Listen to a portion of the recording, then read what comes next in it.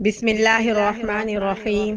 شروع اللہ کے نام سے جو بڑا مہربان نہایت رحم کرنے والا ہے۔ حضرت ابو ہریرہ رضی اللہ تعالی عنہ بیان کرتے ہیں، رسول اللہ صلی اللہ علیہ وسلم نے فرمایا، کیا میں تمہیں ایسا عمل نہ بتاؤں جس کے ذریعے اللہ خطائیں معاف کر دیتا ہے اور درجات بلند کرتا ہے؟